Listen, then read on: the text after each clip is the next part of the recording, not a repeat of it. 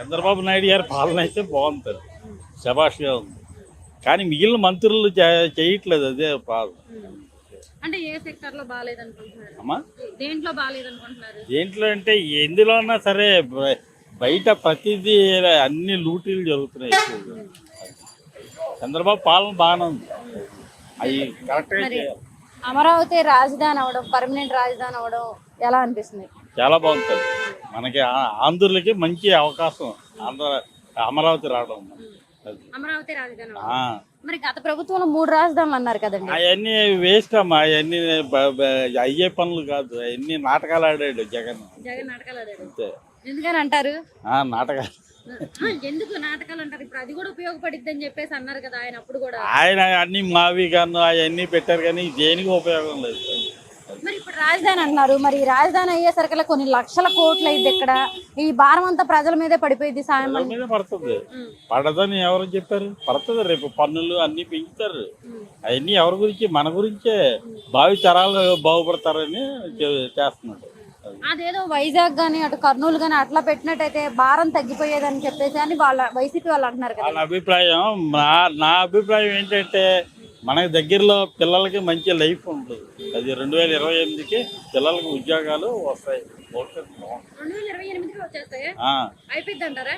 Guarantee. 10 ఏళ్ళు 20 ఏళ్ళు పట్టిద్ది అంటున్నారు. మీరు 2-3 ఏళ్లలో అయిపోతుంది, అంతా రెడీ అయిపోతుంది బ్రహ్మాండంగా.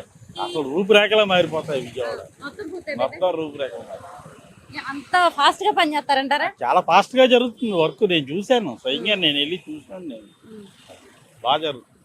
ఓకే అండి. మరి చంద్రబాబు నాయుడు గారు 4 సార్లు సీఎం అయ్యారండి. మరి గతం కంటే మెరుగ్గా చేస్తున్నారా ఇప్పుడు? మెరుగ్గా పరిపాలన చేస్తున్నారా ఇప్పుడు? బ్రహ్మాండం చేస్తున్నాడు. ఇంత ముందులాగే చేస్తున్నాడు. ఇంకా కష్టపడుతున్నాడు కూడా ఈ వయసులో. గ్రేట్ నిజంగా సీఎం.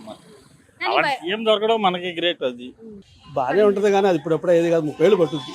ఒక సీఎం చేసేది ఒక 5 ఏళ్ళు జరిగే పనులు కాదు. బిడ్డ పుడితే కానీ పెద్ద దాకా ఎలా ఆగాల్సింది. ఇది కూడా అంతే. అది ఒక 5 ఏళ్ళలో 10 ఏళ్ళు ఏది కాదు. ఏ గవర్నమెంట్ వచ్చో దాన్ని కంటిన్యూ చేసుకుంటూ వెళ్తుంటే డెవలప్మెంట్ అవుతుంది. ఆ ఫలితాలు 20-30 ఏళ్ళు పట్టుద్ది.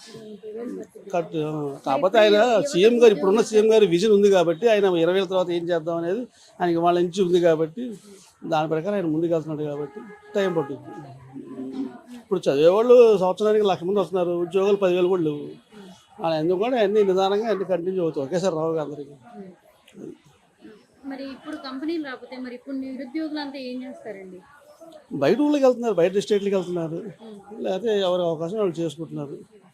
ఆల్రెడీ కంపెనీలు వచ్చేసినాయి అంటున్నారు కదా. అక్కడ వస్తాయి నిదానంగా. అప్పుడు శంకుస్థాపన చేయగానే బిల్డింగ్లు అయిపోగా టైం పట్టుద్ది. వచ్చినాయి అంటారు కానీ అంత స్పీడ్గా ఉద్యోగాలు రావు కదమ్మా. ఇప్పుడు ఒకటో క్లాస్ అయితే డిగ్రీ దాకా వెళ్ళాలి, టైం పట్టుద్ది కదా. అలాగే ఇది కూడా వాళ్ళ ప్రయత్నం వాళ్ళు చేస్తారు. అందరికీ రావుగా. వాళ్ళు చెప్పడానికి చెప్తారు 4 లక్షలు 5 లక్షల సంవత్సరానికి ఇస్తారు కానీ అవి ఎవరు చేయలేరు. అది ఏ గవర్నమెంట్ చేయలేదు. నన్ను ఎక్కించిన చేయలేదు, మిమ్మల్ని ఎక్కించిన ఎవరు చేయలేరు. ఏదో అంటే 10-20% చేస్తారు తప్ప అందరూ అన్నీ చేయలేరు.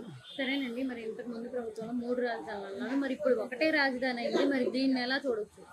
చెప్తున్నా టైం పట్టుద్ది దానికి. 3 రాజధానులు ఉంటే బాగుండేది, ఇప్పుడు ఒకటే రాజధాని. అసలు ముందు ఒకటి చేసిన తర్వాత 2గా 4 చేసుకోవచ్చు. అసలు ముందు ఒకటంటే అవ్వాలి కదమ్మా. ఒకటంటే ఆల్రెడీ డెవలప్ అయిన ఏరియా అవ్వదు కదా. కానీ నేను చెప్పేది అవుతానే ఉంటాయి కానీ ఇవన్నీ ప్రాసెస్ టైం పట్టే ఇవన్నీ ప్రాజెక్టులు తప్ప అమ్మటే గంటలు 2 గంటలు చేసేది కాదు. మనం బిల్డింగ్ కట్టాలంటే సంవత్సరానికి 3 సంవత్సరాలు పడుతుంది. మన దగ్గర డబ్బులు ఉన్నా కూడా టైంకి రాక వర్కర్స్. కూటమి ప్రభుత్వం ఎలా ఉంటే బాగుంటుంది అంటారా, లేదంటే ప్రభుత్వం ఇలాగే ఉంటారనుకుంటారు? 3 సార్లు ఇదే ఉంటే బాగుంటుంది డెవలప్మెంట్ కోసం. 3 టర్మ్స్ ఇదే వస్తే ఈ గవర్నమెంట్ బాగుంటుంది. ఎవరికైనా చేసేవాళ్ళకి అవకాశం ఇస్తే వాళ్ళు చేస్తారు. వాళ్ళకి సొమ్ము పవం తెచ్చి మొత్తం చేయబడి ఎవరు చేయలేరు కదా.